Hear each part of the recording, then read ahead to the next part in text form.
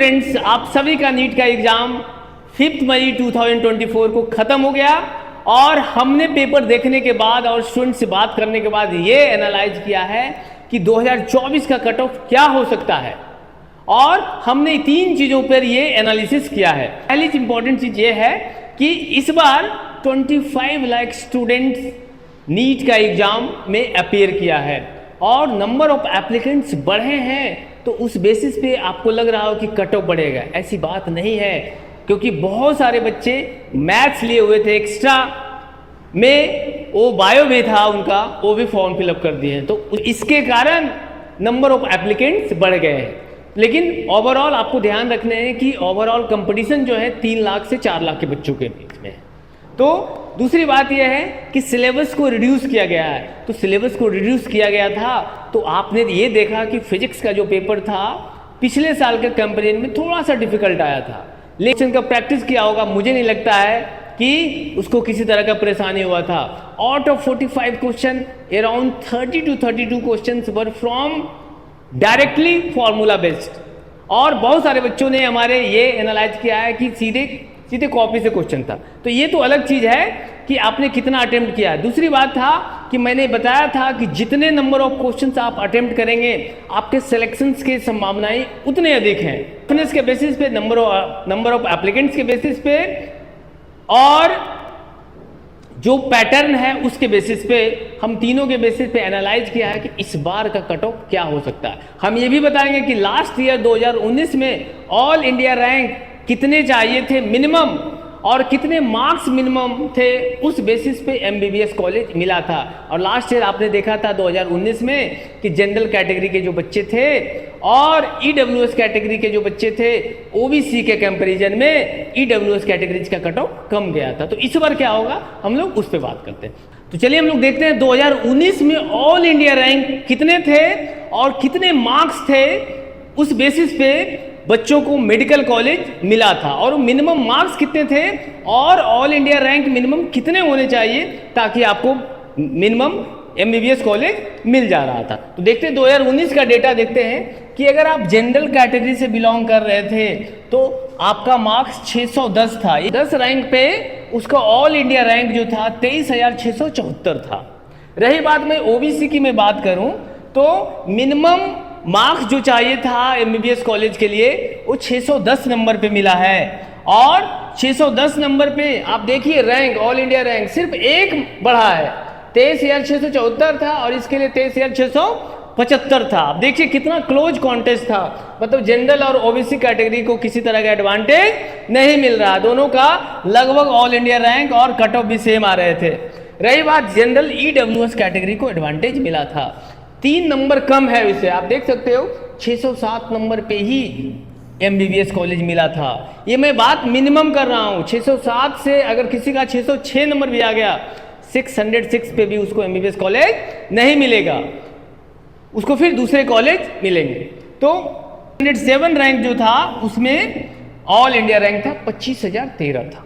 आप समझ सकते हो जो ईडब्ल्यूएस कैटेगरी के थे 25,013 रैंक था, ऑल इंडिया रैंक मार्क्स 607 था, उसको भी एमबीबीएस कॉलेज मिला, लेकिन इससे कम वाले को फिर आपको दूसरा ब्रांच लेना होगा।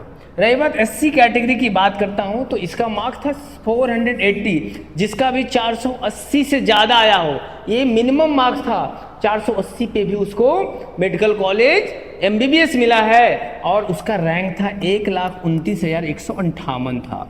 मतलब 480 मार्क्स पे उसका रैंक था, ऑल इंडिया रैंक 1,29,158 था। आप देख सकते हैं डेटा, इस साल का डेटा जो मैं कट ऑफ बता रहा हूँ और 2019 का जो डेटा था, 2019 में भी मैंने बताया था एकदम सटीक था।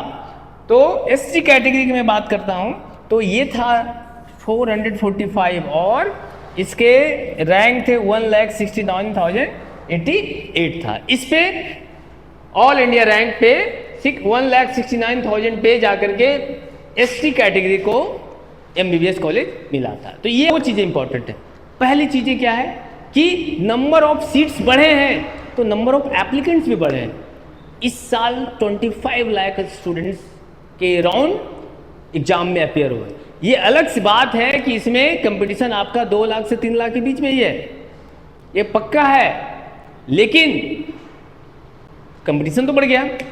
अच्छा, दूसरी बात है कि इस बार सिलेबस कम हुआ था, लेकिन टफनेस जो क्वेश्चन का था वो कुछ ज़्यादा था लास्ट ईयर के कंपेरिजन। तो ये सारी चीज़ों को देख करने के बाद हमने एक कट ऑफ तैयार किया था।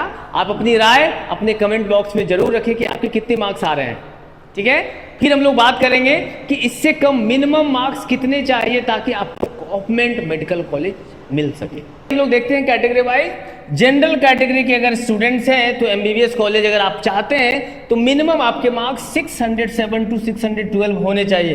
जब रिजल्ट आएगा तो आप देखेंगे कि इसी के आसपास कट ऑफ होंगे और आपका जो रैंक होगा वो 24,500 के आसपास होंगे। इतने रैंक तक अगर 24,500 रैंक के आसपास अगर आपके आते हैं तो आपको जनरल कैटेगरी के होने के बाद आपको एमबीबीएस कॉलेज मिल सकता है। वही बात अगर मैं बात करूं ओबीसी कैटेगरीज का तो कट ऑफ होगा 605 से लेकर 610 तक। अगर इतने मार्क्स आपके आते हैं तो एमबीबीएस कॉलेज आपको पक्का मिलेगा और इसमें रैंक होंगे आपके 24,800 तक। अगर आपके रैंक हैं तो आपको मेडिकल कॉलेज मिलेगा। जनरल ईडब्ल्यूएस की कैटेगरी की बात करें तो लास्ट ईयर भी जनरल और ओबीसी से इसका कट ऑफ कम गया था। तो 602 से लेकर 607 मार्क्स तक अगर आपके आ रहे हैं तो आपको एमबीबीएस कॉलेज मिलेगा और इसका रैंक जो होगा है ना 26,000 के अगर आसपास आते हैं तो आपको मिनिमम मेडिकल कॉलेज आपको मिल जाएगा। एससी कैटेगरी की बात करें तो सबसे अधिक एडवांटेज यही है, इसीलिए मैं कहता हूँ एससी कैटेगरीज के बच्चों को मेहनत करनी चाहिए। आपके पास मेडिकल कॉलेज रखा हुआ है, अगर एमबीबीएस चाहते हैं तो 485 से लेकर 490 तक अगर आपको आ रहा है तो आप कंफर्म से समझिए कि आपको एमबीबीएस कॉलेज मिलने वाला है और रैंक होगा आपका 1,35,000 तक भी अगर आपके आते हैं तो आपको एमबीबीएस कॉलेज मिलेगा।